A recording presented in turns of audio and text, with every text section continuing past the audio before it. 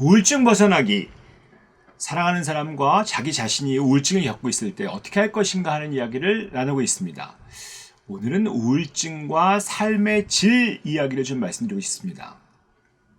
요즘에는 인생을 얘기할 때 그 삶의 질을 굉장히 중요하게 여기거든요. 삶이라는 게 양이 있죠. 삶의 양이라는 건 결국 얼마나 오래 사느냐 하는 것들 얘기합니다. 사실 단순히 오래 사는 것보다 사실 질이 상당히 중요하죠. 삶의 질이라고 하는 것들은 내가 무엇을 하면서 인생을 즐기면서 대인관계를 어떻게 하면서 돈도 벌면서 생산성 있게 살고 창조적 있게 살아갈 수 있느냐 하는 것들을 삶의 질이라고 하거든요. 그래서 우리 인간은 왜 살까라고 봤을 때 저희 쉽게 얘기할 수 있는 건 삶의 양과 질을 충분히 누리기 위해서 살고 있다라고 얘기하시는 게 좀 쉬운 방법이라고 할 수 있거든요. 근데 이제 단순히 삶의 양을 늘리는 것뿐만 아니라 삶의 질을 높이는 게 너무 중요하거든요. 아프면서 오래 살면 사실 그게 좋겠어요. 너무 고통스러운 거죠. 그런데 이게 우울증이라고 하는 병은 정말 대표적으로 삶의 질을 나쁘게 만드는 병입니다. 분명히 살아있죠. 죽은 병이 아니니까. 우울증이라는 병은 자살하지 않는 한 죽는 병은 아니잖아요. 그러니까 이 병 중에 사람을 죽이는 병이 있긴 하지만 이 우울증은 스스로 자기 목숨을 끊기 전에는 절대로 우울증 때문에 죽진 않거든요. 그런데도 불구하고 나의 삶의 질은 너무 힘들어지는 거죠. 우리가 지난번에 말씀드렸다시피 우울증 자체가 통증을 만들어낸다고 그랬잖아요.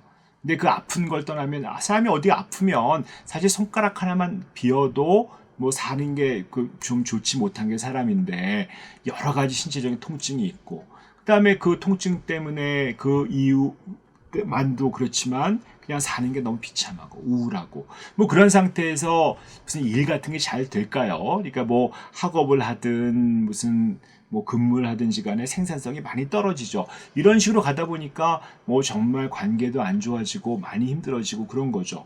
이 우울증이라는 게 결국은 신경 전달 물질의 이상이 생기고 우리가 잘 알고 있는 스트레스 호르몬, 코티솔이라는 거 많이 잘 알고 계시지 않습니까? 그런 코티솔을 더 많이 스트레스를 많이 받고 힘드니까 그런 것들에 대한 어떤 균형이 많이 깨지거든요.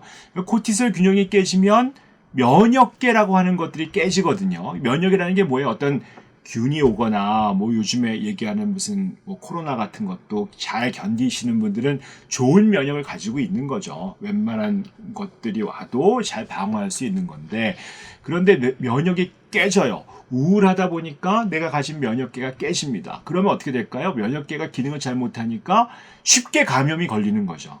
이게 보면 우리가 봤을 때 여러 가지 질환에 취약하게 된다고 볼 수 있습니다. 심지어 어떤 분들은 이렇게까지 세게 말씀하는 것도 있죠. 결국은 암 같은 것도 이런 면역계가 깨지면서 결국 내가 어떤 암의 어떤 유발 요인들을 잘 감당하지 못하게 되는 거다라고 되는 거죠. 그래서 결국 몸이 한번 나쁘기 시작하고 우울증이 오기 시작하면 여기저기가 고장이 나기 시작하는 거예요. 내가 몸 안 좋고. 그런데 한번 우울해지기 시작하면 우울증 자체가 사실은 어떤 균형 깨지죠. 코티솔 올라가죠. 면역계 깨지죠. 그러다 보니까 사실은 병이 자꾸 걸리죠. 그러면 일단 그 당사자 입장에서는 그 병을 치료해야 될 거 아니에요. 그래서 이과에 가서도 치료해보고 한방에도 가보고 몸에 좋다는 것도 먹어보고 하지만 사실은 몸은 계속 반복해서 다른 곳이 나쁠 수 있거든요. 내가 여기저기 아파지시는 분 있죠. 삶의 질이 너무 나빠지고 근데 병 가보니까 무슨 죽을 병은 아니라는데 나는 왜 이렇게 자꾸 병이 생길까 하시는 분들, 그런 분들은 혹시 내가 겪고 있는 것들이 우울증이 아닐까 하는 것들을 한번 생각해 보셔야 됩니다. 우울증에 걸리면 확실히 만성적인 질환에 잘 걸려요. 면역 질환이 깨지면서 문제가 생기니까, 면역계가 깨지니까요. 그런데 또 거꾸로 만성 질환, 내가 아픈 것들이 오래 있고 고혈압, 당뇨 이런 거 오래 앓으면서 골이 아프고 골관절염이나 당혹증 이런 것을 걷지 못하시고 하시는 분들은 당연히 우울증이 또 생길 수 있는 거죠. 이게 꼭 무슨 달과 달걀의 관계처럼 서로 엮이는 거죠. 이게 삶의 질을 나쁘게 만드는 것들이, 만성 질환이 삶의 질을 나쁘게 하죠. 우울증도 대표적으로 삶의 질을 나쁘게 하죠. 그 두 가지가 겹쳐버리는 거죠. 서로가 서로를 키우는 거예요.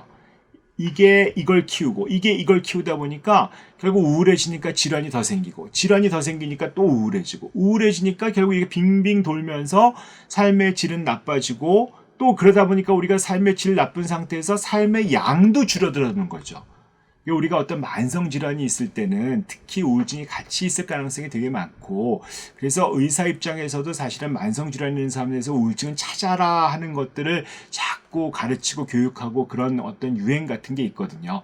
어떻게 해서든지 이게 너무 오랫동안 병을 앓고 계시는 분들 중에 우울증이 잘 온다. 그래서 어서 우울증을 잘 찾아내고 적절하게 치료할 수 있어야 되는 것도 의사의 능력이긴 하지만, 그걸 겪고 있는 환자분 자신도 내 삶의 질이 너무 떨어지고 내가 어떻게 살아가면서 잘 살 수 있는 내 삶의 기능이 떨어지고 여러 질환이 반복해서 생기고 있다라고 보면, 아, 내가 우울증 때문에 이런 거 아닌가? 유명한 마르틴 루터라고 하는 우리 종교개혁가가 멋있는 말을 했습니다. 무거운 생각은 신체 질병을 가져온다. 뻔한 얘기죠. 뻔한 얘기긴 하지만 우리가 의외로 우리 삶에서 놓치고 있는 경우가 많이 있거든요. 내가 어디가 아프다.